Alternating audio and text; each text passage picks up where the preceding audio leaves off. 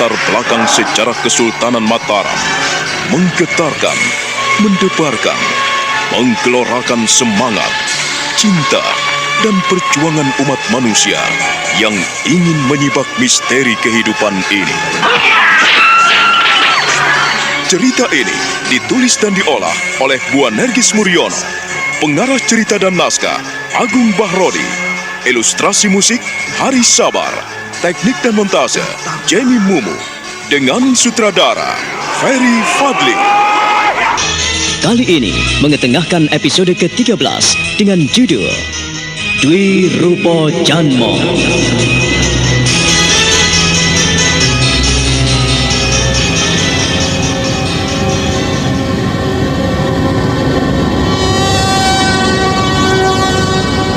Setelah memasang kuda-kuda pasak bumi, Haji Sukmo mengerahkan kemampuannya menyarungkan kembali pusaka Kiai Pedang Kangkam. Tubuhnya bersimbah peluh dan pusaka Kiai Pedang Kangkam pun menyatu dalam dirinya. Suasana di sekelilingnya turut bergetar hebat, seolah-olah angin pun menyapu di sekelilingnya hingga dedaunan banyak yang berhamburan ke tanah.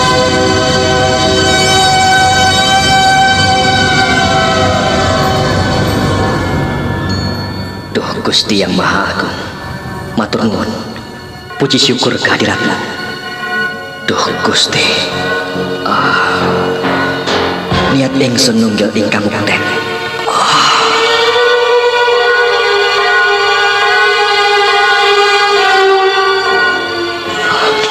Ayah, hampir aku tidak bisa menguasai diri.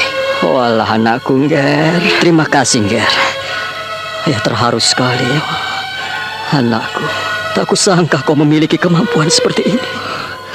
Ayah, Anakku, ayah, luar biasa anakku. Gusti berdamai denganmu. Kekuatannya bersemayam dalam tubuhmu, Ngger. Biadab itu ternyata tidak berani menghadapimu. maafkan Sukmo ayah. Hampir saja Sukmo tidak bisa mengendalikan diri. Kalau saja ayah tidak menahan saya, nafsu amarah akan menguasai diri saya. Dan tentu saja orang itu telah hancur lebur. Ayah bangga memilikimu, Sukmo. Kau berhasil mengalahkan dirimu, mengalahkan segala keinginannya. Ayah, mengapa ia ingin membunuh ayah? Jika Yang Maha Kuasa tidak bermurah hati pada ayah, apa jadinya? Orang itu bukan sembarangan, ayah. Nafsu membunuhnya menguasainya. Ia benar-benar mau membunuh ayah. Ayah nampak mengenalnya dengan baik. Anakku, dia adalah Kolo Cokro, musuh bebuyutan orang Mataram. Dia sejak semula bersekongkol dengan Patih Gending dan merongrong kewibawaan Kanjeng Sultan. Dan dialah yang menjadi otak makar Pangeran Puker. Dan entah di mana ia sekarang tinggal. Bertahun-tahun ayah tidak melihat orang itu. Jadi dialah yang menghancurkan kehidupan ayah dan ibu. Ayah tidak mau menuduhnya, Ngger. Semua itu pun tergantung. Ayah tidak mau menyalahkannya, sebab ayah pernah menuntut balas kepadanya.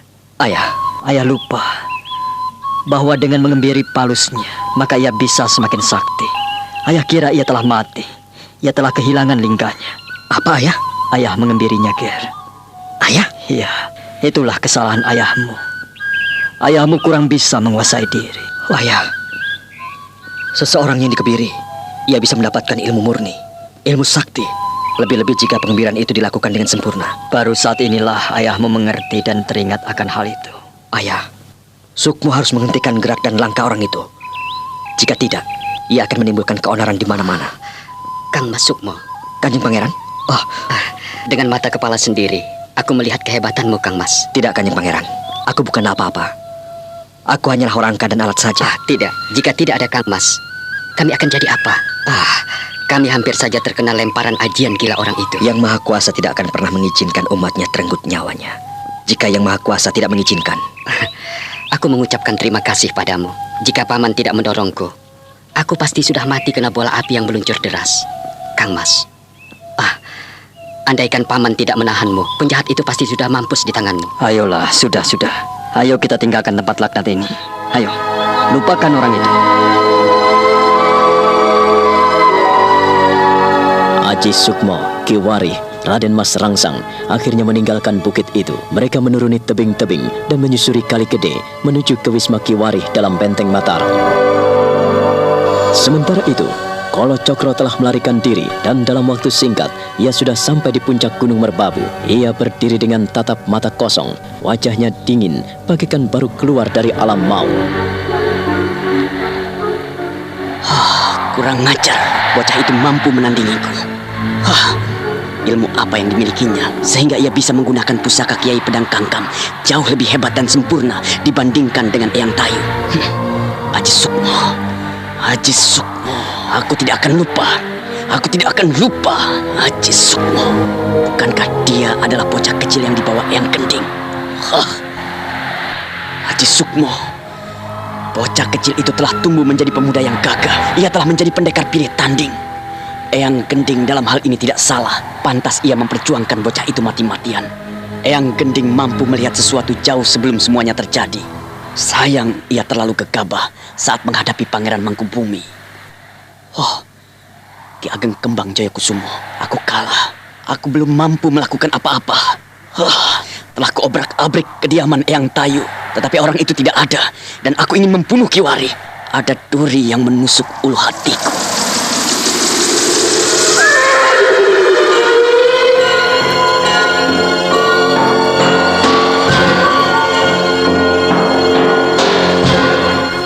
Kolo Cokro, aku tidak tahu jika kau ternyata masih menaruh dendam.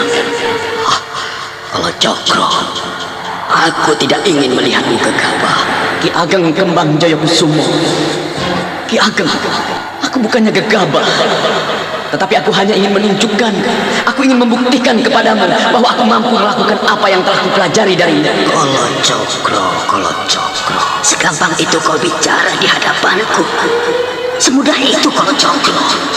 Kau jangan mengkhianati. Kau jangan mengabaikan apa yang pernah kau janjikan kepadaku. Ki Ageng Kembang Jayakusumo, sedikit pun aku tidak pernah bermaksud untuk mengkhianatimu. Aku hanya ingin membuktikan janjiku kepadamu bahwa aku benar-benar bisa melakukan petunjukmu dan menjalankan sesuai dengan amanahmu. Bukankah kau mengizinkan seseorang melampiaskan dendamnya apabila ia benar-benar mempertahankan dirinya seperti engkau mempertahankan hakikatmu di hadapan saudara kembarmu? Kolo Cokro, pintar sekali kau memutar balikkan semuanya itu. Kali ini bisa kau maafkan karena kau tahu siapa aku. Tetapi lain kali aku tidak akan membiarkanmu. Ki Ageng Kembang Jayakusumo, aku memanggilmu. Aku mohon kehadiranmu di sini. Berikanlah aku kasampurnan ilmu agar aku tidak dipermalukan kembali. Jika aku kalah dengan orang lain, bukankah kau yang dipermalukan?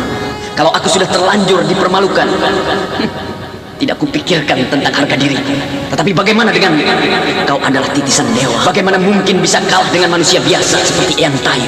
Jangan menyamakan diriku dengan orang lain, Kolo Cokro. Aku hanya ingin bukti bahwa apa yang pernah Ki Ageng sampaikan juga bisa kualami di sini. Aku telah menggunakan Cokro Geni Sampurno, tapi mengapa aku masih kalah? Apakah aku harus sepertimu yang selalu kalah dengan pesaingku? Aku tidak pernah kalah dengan siapapun. Jika aku tidak keluar sebagai pemenang dalam pertarungan, bukannya aku kalah, tetapi aku mengalah. Seperti halnya mempertaruhkan gadis jin itu. Kolo Cokro! Kolo Cokro terhenyak. Ia terkejut sekali karena tiba-tiba ia merasakan sambaran panas bagaikan angin badai. Sambaran angin yang maha dahsyat itu hampir menyambar tubuhnya dan ia melompat ke kiri. Maka rerumputan yang diinjak pun terbang ke angkasa hingga menjadi serbuk tanah. Ki Ageng, aku mohon hentikan semua ini. Hentikan, Ki Ageng. Aku tidak akan pernah memaafkan muridku yang kurang ajar dan tidak mau menghormati tata krama. Ki Ageng, dengarkan aku, Ki Ageng. Aku tidak bermaksud melecehkanmu, Ki Ageng. Ki Ageng, untuk apa aku mendengarkan kata-katamu apabila kau tidak menuruti nasihatku? Berhari-hari aku mencari Ki Tayu. Kini ia tidak ada. Entah kemana.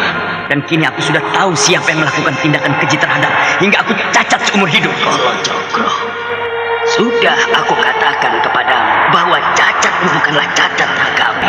Tetapi kau ingat, semua itu demi kesempurnaan ilmu. Apabila kau menyalahgunakan ilmu, kau tidak akan mampu mencederai orang lain.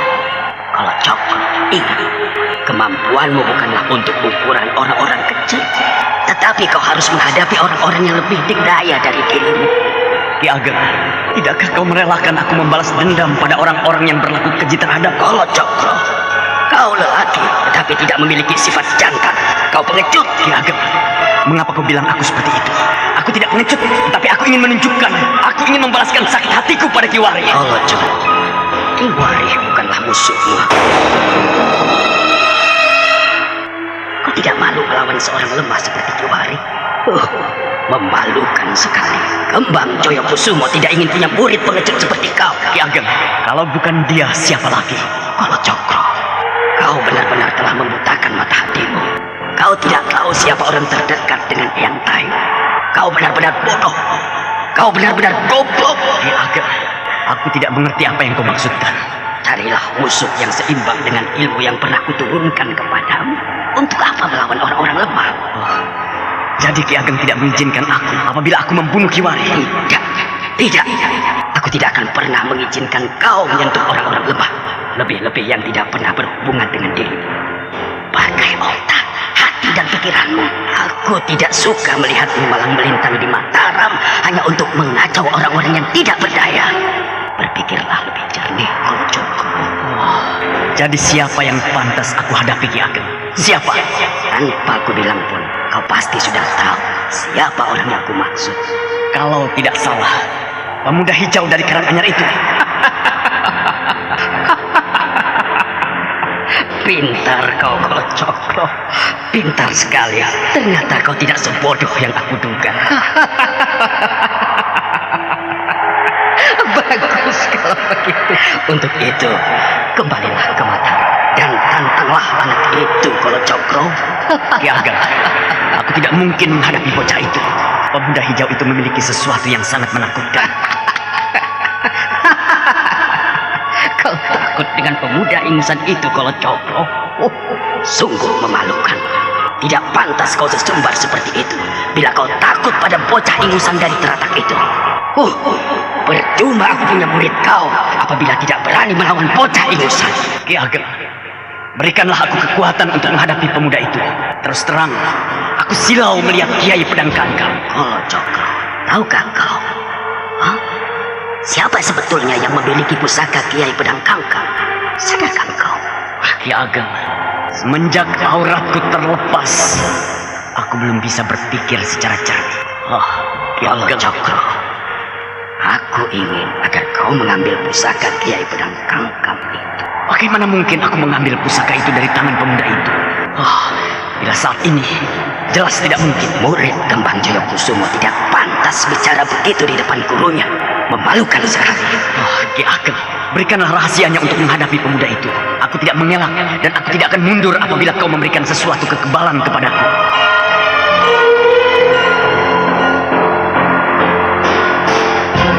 Bagaimana mungkin kau bisa memiliki kekebalan apabila kau masih memiliki sifat pengecut seperti itu, kalau Cokro? Dan aku paling muak melihat murid-muridku yang pengecut. Kali ini aku nampaknya salah pilih. Percuma aku menolongmu dan percuma aku mengajarmu ilmu kesempurnaan. Apabila menghadapi bocah mentah dari teratak, kau tidak mampu berbuat apa-apa. Ki Ageng, tolonglah aku jikalau kau menghendaki pusaka Kiai Pedang Kangkam itu beralih ke tanganmu. Tentu saja kau mengetahui bagaimana mencari kelemahan pemilik pedang itu. Kalau Cokro, aku merestui kau mengambil pusaka itu dari tangan Aji Sukmo. Tetapi pemuda itu tidak pernah mencuri pusaka. Ia memang berhak memiliki pusaka Kiai Pedang Kangkam. Tetapi kau harus ingat, semua itu didapatkan dengan perjuangan keras. Ia tidak pernah mencuri. Ia tidak pernah berdusta dan ia pemberani. Ia tidak pengecut sepertimu. Ki Ageng, kau terus mengolok-olokku. Baik, aku berjanji Ki Ageng untuk merebut pusaka Kiai Pedang Kangkam itu dari tangan Aji Sukmo.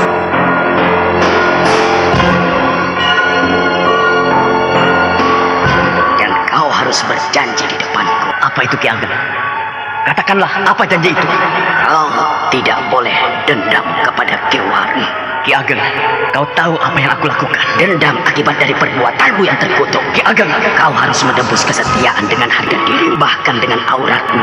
Kau tidak menghargai orang lain, sehingga kau pun tidak pernah dihargai. Kau harus memegang sumpah dan janji di depanku. Ki Ageng, sekarang ulurkan tanganmu, taruh di atas batu di dekatmu. Ki Ageng, kau juga akan memotong tanganku. Kalau Cokro, aku harus memotong ibu jari. Kolo Cokro Cokro menjadi gemetar hebat. Ia tidak percaya dengan apa yang diminta oleh Ki Ageng Kembang Jayakusumo. Bila ia harus menyerahkan ibu jari tangan kirinya, sementara ia telah kehilangan auratnya, barang yang dipuja dan disanjung-sanjung selama ia hidup di dunia. Kolo Cokro kini terdiam, matanya melotot, bibirnya mendesis-desis, tidak terima tuntutan Ki Ageng Jayakusumo yang selama ini telah menjadi gurunya. Kolo Cokro, kenapa kau diam? Ayo, ulurkanlah tanganmu agar bisa aku potong ibu jari tangan kirimu. Tidak mungkin. Itu tidak mungkin, Ki Ageng. Itu tidak mungkin. Kenapa tidak mungkin? Dan engkau tidak rela untuk menyerahkan sepotong anggota Ki Ageng, aku telah menyerahkan anggota tubuhku yang paling berarti dan berharga sekali. Dan kini aku harus melepaskan ibu jari kiriku. Bagaimana aku bisa memegang dengan sempurna apabila tanpa memiliki ibu jari? Tega sekali kau padaku, Ki Ageng. Tega sekali kau menyiksaku. Kolo Cokro, pandanglah kemari. Ki Ageng, kau benar-benar tega kepadaku. Kau benar-benar tega kepadaku, Ki Ageng. Sungguh, aku tidak rela melepaskan ibu jari kiriku. Aku tidak rela. Bagaimana kau memiliki yang lebih hebat apabila tidak mau berkorban, Kolo Cokro? Kau benar-benar becik dan pengecut. Hatimu sempit dan pikiranmu pun tumpul. Kau semena-mena sekali kepadaku. Kolo Cokro, kau telah memiliki ajian Cokro Gendi yang sempurna. Dan kau semakin picik. Sedikit pun berkorban kau tidak mau. Bagaimana kau bisa menjadi orang yang sempurna? Ilmumu tidak akan pernah sempurna apabila kau tidak pernah mau berkorban, Kolo Cokro. Ki Ageng, apa maumu? Ki Ageng. Kolo Cokro makin gemetar hebat saat Ki Ageng Kembang Jayakusumo mencabut pedang. Pedang itu berkilat-kilat, menyinarkan sinar ketakutan. Kolo Cokro menyembunyikan kedua tangannya di balik kainnya yang compang-camping, sementara Ki Ageng Kembang Jayakusumo melangkah mendekatinya. Kolo Cokro mundur beberapa tindak, tetapi setelah 3 kali melangkah, ia tidak mampu bergerak dari tempatnya. Ki Ageng Kembang Jayakusumo melangkah dengan seringai, sinis, dan mengerikan sekali.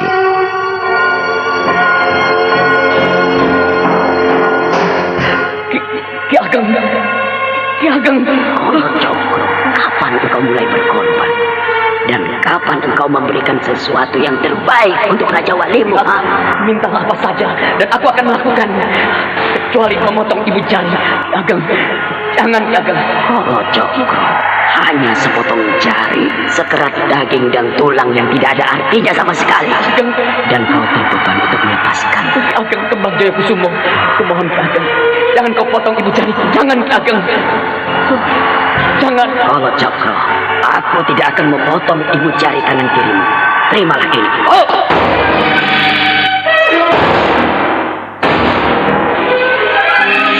Dengan cekatan, Kolo Cokro menangkap pedang dari tangan Kembang Jayakusumo. Pedang yang bermata berpijar-pijar menakutkan itu kini berada di tangan kanan Kolo Cokro. Ki Ageng, apa maumu? Aku sungguh tidak mengerti. Jangan bodoh, Kolo Cokro. Kau tidak mau menyerahkan ibu jari tangan kirimu. Untuk itu, aku tidak mungkin merelakan dan meluruskan permintaanmu. Ki Ageng benar. Aku mau melakukan apa saja, asal tidak kau potong ibu jari tangan kiri. Ya, langit dan bumi mendengarkan permintaanmu, Kolo Cokro. Kalau aku tidak akan memotong ibu jari tangan kiri, dan saat ini langit dan bumi pun bersaksi tentang permohonanmu itu. Sekarang aku minta, dan dengarkan baik-baik. Angkatlah pedangmu ke langit. Dan sekarang ulurkan tangan kirimu dan letakkan di atas batu. Bersujudlah kau. Ki Ageng, Sekarang potonglah sendiri jarimu.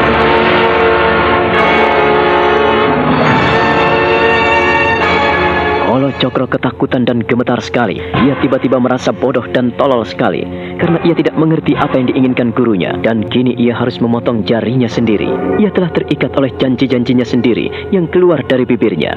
Kini ia memandang Ki Ageng Kembang Jayakusumo dengan gemetaran hebat sambil memegang pusaka yang ada di tangan kanannya yang berkilat-kilat, berpijar-pijar, dan kini ia tidak mampu melakukan apa-apa selain mengikuti petunjuk Ki Ageng Kembang Jayakusumo. Ki Ageng, Kau telah berjanji sendiri karena kau tak merelakan jemarimu kupotong, maka potonglah sendiri jarimu itu cepat.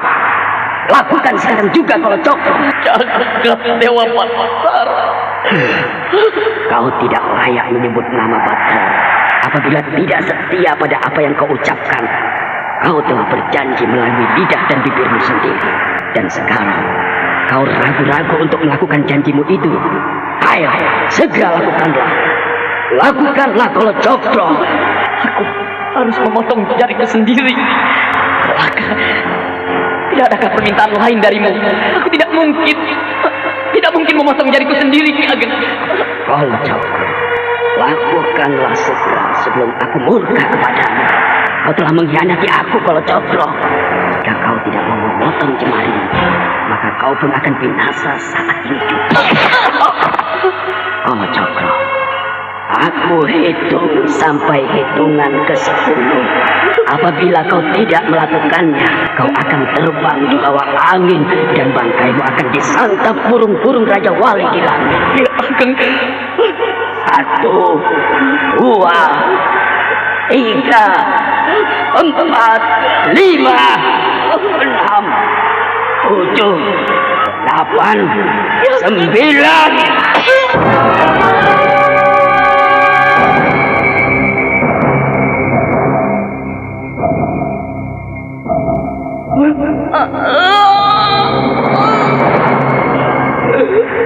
Bagus.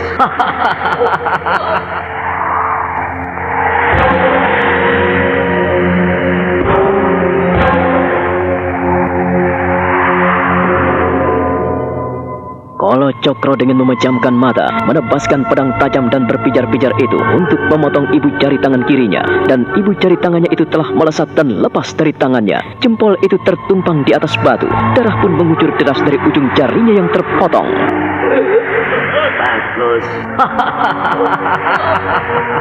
Bagus. Bagus sekali kalau Cokro. Kau memang muridku yang setia.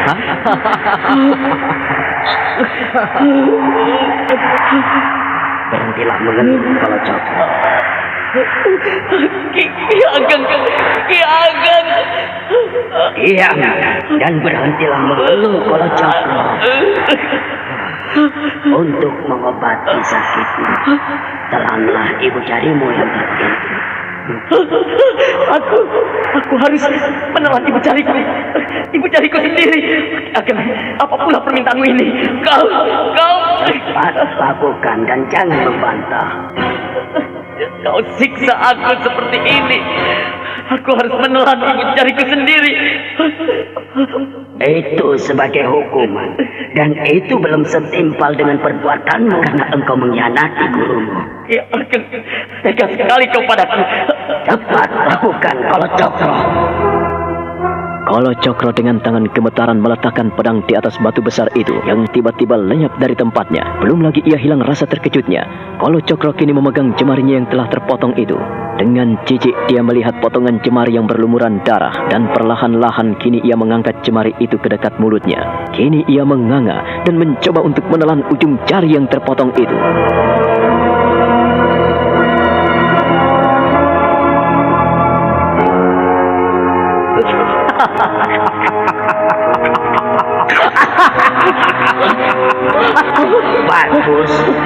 Bagus. Diam.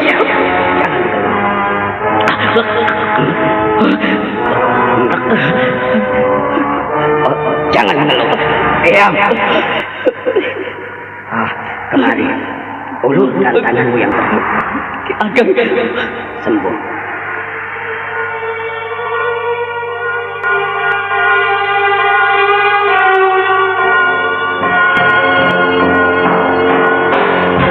Kolo Cokro terkejut sekali saat Ki Ageng Kembang Jayakusuma mengatakan sembuh. Maka pada saat itu pula, sekonyong-konyong jemarinya pun kering. Sembuh dan sembuh sama sekali. Bekas potongan itu tidak nampak dan kini yang kelihatan hanya tangan licin. Bekas potongan tapi tanpa jemari lagi. Berjalanlah dengan hati dan pikiran. Dan jangan hanya melangkah dengan kakimu, Kolo Cokro. Janganlah menjadi orang tolol di sepanjang hidupmu. Ya Ageng, apa semua yang kau inginkan dariku? Kau menyiksaku, tapi kau mau memaafkan aku. Sekarang apa yang harus kulakukan, Ki Ageng? Tugasmu sekarang adalah membawa pusaka Kiai Pedang Kangkam ke tangan. Ki Ageng, jangan banyak bicara lagi. Sekarang juga, ku minta kau pergi dari sini dan jangan kembali ke puncak Merbabu apabila tanpa membawa pusaka Kiai Pedang Kangkam.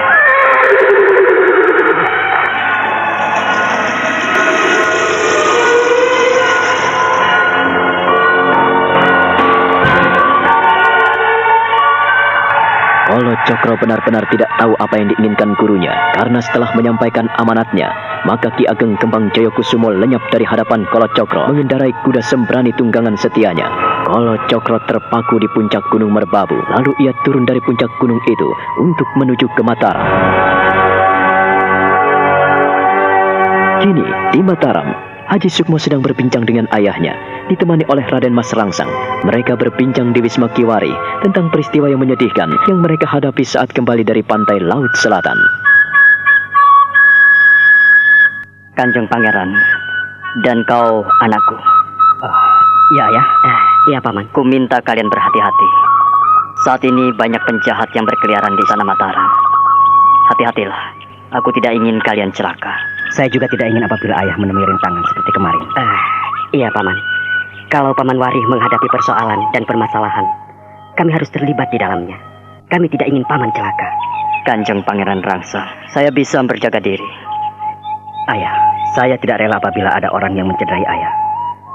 Saya akan membela ayah, dan saya tidak akan membiarkan siapapun menyentuh ayah. Terima kasih atas perhatianmu, Sukmo. Terima kasih untuk semua itu. Tetapi kau harus paham, Ger. Kemudahan dan keperkasaan hidup hanya ada di tangan anak-anak cucu. Orang tua sudah cukup untuk mengenyam kehidupan. Sementara kalian yang masih muda, masih memerlukan asam garam. Paman, saya akan ada di belakang Paman. Saya tidak peduli apa yang akan terjadi. Jangan seperti itu, Kanjeng Pangeran. Kanjeng Pangeran jangan membuat kami semua cemas. Nanti bagaimana dengan Kanjeng Sinuwun? Paman, dengan nyawa saya rela menjaga Paman. Saya tidak akan membiarkan Paman Warih celaka di tangan penjahat. Ki Warih terperanjat mendengar keputusan Raden Mas Rangsang yang bersemangat dan berapi-api. Tidak mundur dari apa yang telah diucapkan. Ki Warih benar-benar terharu mendengar pernyataan pemuda itu. Kini ia mengulurkan tangan dan memegang tangan Pangeran Rangsang dengan mata berkaca-kaca. Terima kasih atas kesediaan Kanjeng Pangeran untuk menemani saya. Demikian pula padamu, anakku. Aku berterima kasih atas segala perhatianmu pada bapakmu ini. Paman, aku tidak akan membiarkan siapapun yang ingin mencelakakan Paman, seperti orang biadab yang mengintai kedatangan kita pulang dari pantai Laut Kidul. Siapapun orangnya yang memusuhi Kiwari, dia harus menghadapi Aji Sukmo. Aku tidak akan membiarkan ayah dihina dan diajak orang-orang asing. Aku yang akan maju, ayah. Terima kasih, anakku. Tapi sekarang aku tak ingin melibatkan kalian. Biarlah masalah ini ku hadapi sendiri. Masih banyak yang harus kalian hadapi. Jangan begitu, Paman. Paman adalah orang kepercayaan Kanjeng Sinuwun. Kalau ada apa-apa terhadap diri Paman, bagaimana? Benar, ayah. Ayah tidak boleh menutup sebelah mata kepada kami. Kami dengan tulus bersedia untuk menjagai ayah. Terima kasih, Kanjeng Pangeran. Terima kasih, anakku. Semoga keinginan baik kalian didengarkan Yang Murpeng Dumadi. Tentu, ayah. Tak ada niat yang suci tidak didengarkan Yang Maha Kuasa. Paman, pokoknya kalau ada apa-apa, kami yang akan maju. Ki Warih benar-benar bangga hidup berdekatan dengan kedua pemuda itu. Entah kenapa, hatinya terasa damai dan hidupnya terasa tentram. Janji setia kedua anak muda itu benar-benar menggetarkan jiwanya.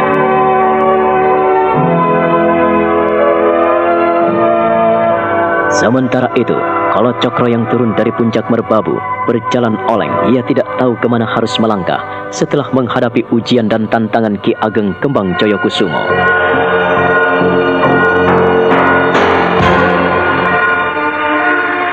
Aku benar-benar tidak mengerti apa yang kau inginkan, Ki Ageng. Setelah kau hina dan kau ejek aku, kau sembuhkan luka-lukaku.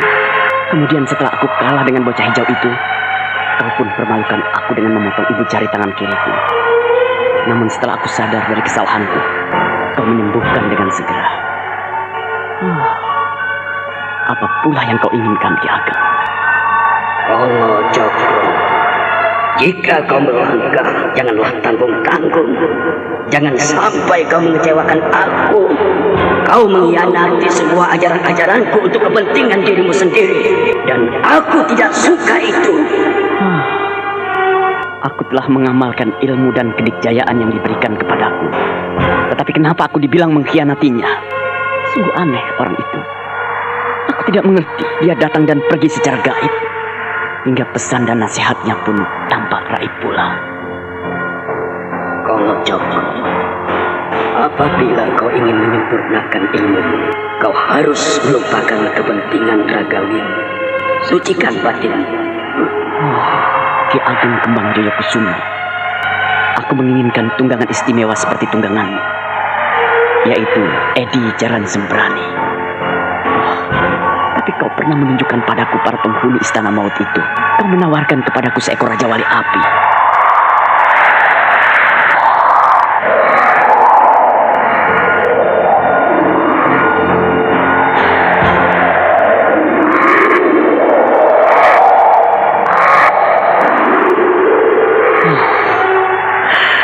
Raja Wali Api. Aku harus memilikinya. Jika aku memiliki Raja Wali Api itu, aku pasti dengan gampang menundukkan Aji Sukma. Bocah kencur anak Kiwari itu pasti dapat dicabik-cabik dan dipatuk matanya hingga ia mampu. Kolo Cokro, kau mampu dan bisa mendapatkan Raja Wali itu. Namun dengan syarat yang tidak enteng.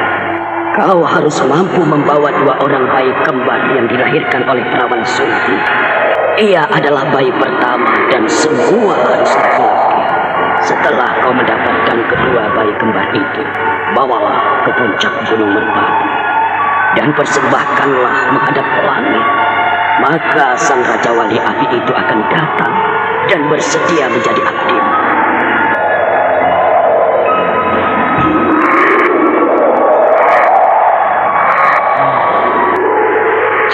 Atau lambat, aku harus mendapatkannya. Ya, Raja Wali Api, kelak kau akan menjadi tungganganku yang sempurna. Aku akan mencari tumbal untuk kupersembahkan kepadamu. Ki Ageng Kembang Jayakusumo, aku tidak akan mengingkari janji. Aku akan berjalan dan mengembara mencari sepasang bayi kembar itu. Kolo Cokro terus berjalan menuruni tebing terjal, lereng-lereng Gunung Merbabu. Ia mengembara kemana-mana untuk mencari sepasang bayi kembar yang dilahirkan oleh perempuan yang pertama kali melahirkan. Dia terus berjalan bagaikan seorang gembel yang tidak memikirkan rupanya lagi.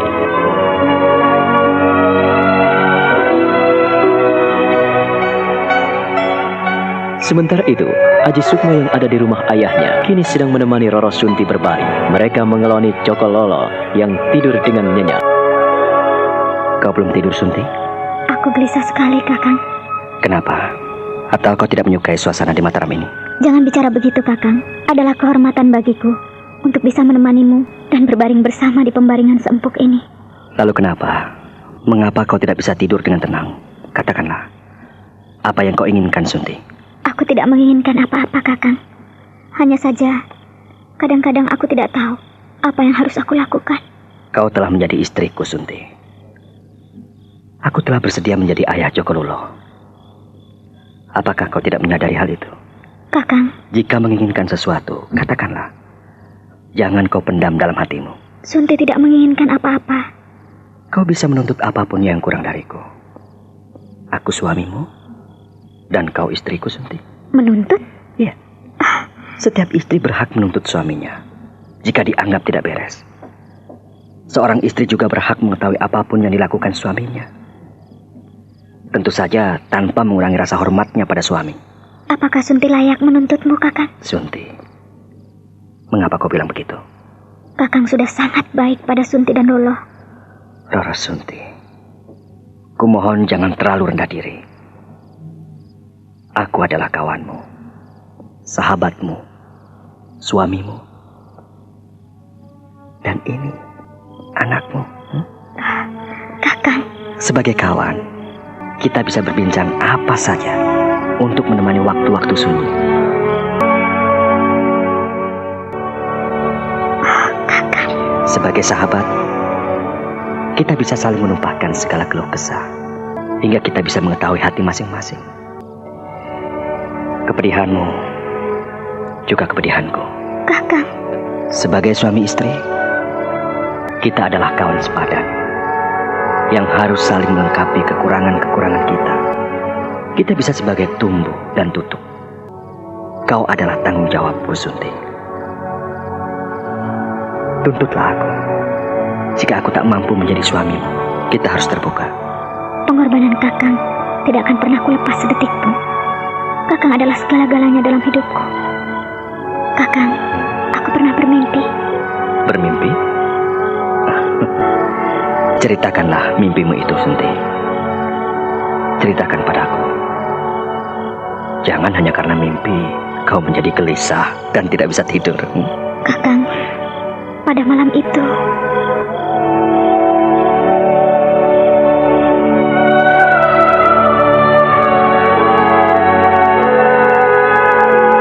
Roro Sunti tidak segera melanjutkan kisahnya. Matanya mengerjap-ngerjap memandang langit-langit kamar. Lalu ia menoleh pada Aji Sukma yang tidur di seberang bayinya. Wajahnya nampak sendu diterpa semburat wajah Dian yang terletak di sudut ruangan atas meja. Cahaya Dian itu nampak temaram kemerahan, membuat wajah perempuan itu makin sendu. Aji Sukmo tersentuh menyaksikan semua itu, dan dengan hati berdebar, ia menantikan kisah perempuan yang kini telah menjadi istrinya itu. Ayolah, jangan ragu-ragu kau ceritakan mimpimu itu. Katakanlah, Sunti. Aku tidak ingin dalam hatimu ada ganjalan atau ada persoalan yang menghimpitmu hingga membuatmu tidak tenang dan gelisah seperti itu. Kakang tidak marah. Kapan aku marah padamu, Sunti? Marah hanya bisa meremukkan tulang dan membuat hidup kita tidak tentram. Ayo, ceritakanlah.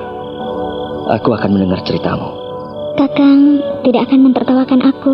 Tak ada yang pantas untuk ditertawakan, kecuali cerita yang lucu. Kakang, mimpiku itu sungguh aneh. Aku belum mengerti sepenuhnya mengapa pada malam itu sepertinya aku mengembara. Mengembara? Iya, Kakang.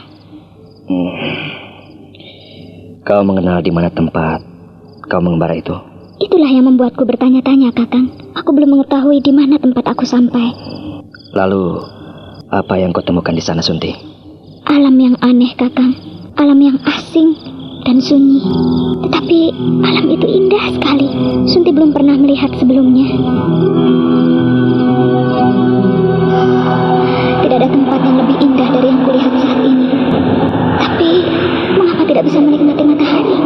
Tidak bisa menikmati bintang gemintang atau rembulan? Di manakah aku ini?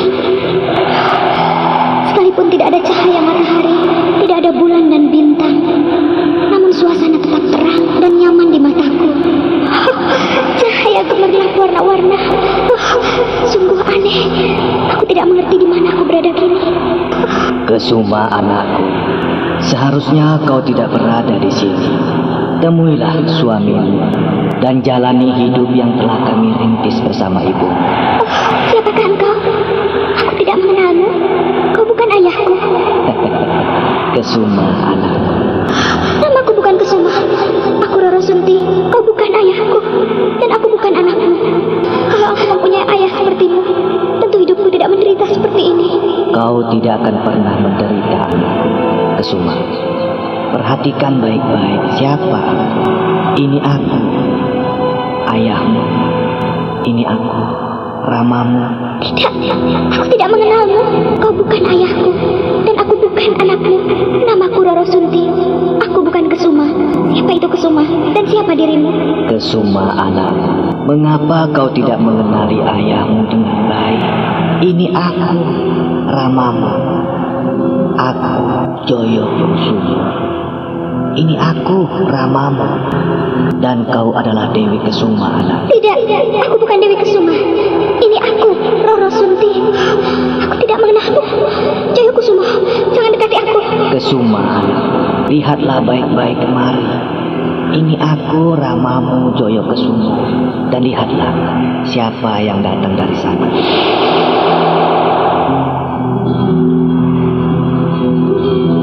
Sekonyong-konyong ke arah tempat yang ditunjuk oleh Ki Ageng Jayakusumo itu muncullah segumpal asap yang berdesir, melayang, membumbung, dan bergumpal-gumpal. Asap itu makin lama makin tebal, dan kemudian perlahan menipis, berwujud sosok manusia. Dan muncullah dari dalam gumpalan asap itu, seorang dewi cantik jelita, yang tersenyum lembut sambil mengembangkan kedua tangan ke arah Roro Sunti. Anakku Kesuma, mengapa kau memandangku seperti melihat orang asing? Siapakah kau? Siapakah kalian? Aku tidak mengenal kalian. Kau tidak boleh bersikap seperti itu, anakku. Ini ibumu, Dewi Maya. Dewi Maya? Sungguh, aku tidak mengenalmu. Dan mengapa kau memanggilku dengan nama Kesuma? Aku tidak mengenalmu. Kesuma, anakku. Perhatikanlah baik-baik. Ini aku, ibumu, Ndo. Mengapa kau tidak mengenali ibumu dengan baik? Tidak, bukan. Kau bukan ibuku. Ibuku adalah kembang telon, bukan kau. Aku tidak mengenalmu. Kau tidak mengenalku dengan baik, anakku. Ini aku, ibumu. Tidak, tidak. Kau bukan ibuku. Aku tidak mengenalmu. Kesuma, jangan seperti itu dengan ibumu, Ger. Itu ibumu, dan ini ramamu. Perhatikanlah baik-baik. Tidak, aku benar-benar tidak mengenal kalian. Kau bukan bapakku, dan kau juga bukan ibuku. Ayahku adalah Ki Srenggi, dan ibuku adalah Kembang Telon. Aku sungguh tidak mengenal kalian. Janganlah membuat aku bingung. Janganlah membuat aku ketakutan. Kau tidak perlu takut dengan ibumu sendiri. Juga tidak perlu takut dengan ayahmu. Benar, Ger. Kau tidak perlu takut pada ibumu sendiri. Kau tak perlu takut pada ramamu. Tak perlu takut pada orang tua. Ayolah, mari kita menikmati keindahan taman ini. Dan setelah kau lelah, kami akan mengajakmu ke istana. Ayolah, mari anakku. Tidak, tidak, tidak. Roro Sunti, kau dibawa ke istana mereka? Tidak, Kakak. Aku tidak mau karena aku menolak mereka dan buru-buru aku terjaga dari mimpi itu. Mimpimu itu penuh makna, Roro Sunti. Ya, memang aneh. Tapi kenapa, Kakak? Kau dipanggil sebagai Dewi Kesuma. Iya, Kakak. Aku dipanggil sebagai Dewi Kesuma. Lalu, bagaimana seandainya aku memanggilmu demikian? Tidak, Kakak. Tidak. Namaku Roro Sunti. Aku tidak mau diganti dengan apapun namaku. Baiklah, Roro Sunti. Iya, Kakak. Kau masih ingat kisah tentang Kiai Pedang Kangkang? Roro Sunti tersentak. Tiba-tiba ia teringat akan kisah masa silam kekasih hatinya tentang pusaka Kiai Pedang Kangkam dan pusaka Nyai Sampur Jala Sutra. Ia terbelalak lebar-lebar, bahkan ia pun akan bangkit dan memandang Aji Sukma lekat-lekat. Nah, bagaimana kisah selanjutnya? Saudara pendengar, silakan menunggu seri berikutnya dalam serial Wahyu Astabrata ini. Dan sampai jumpa.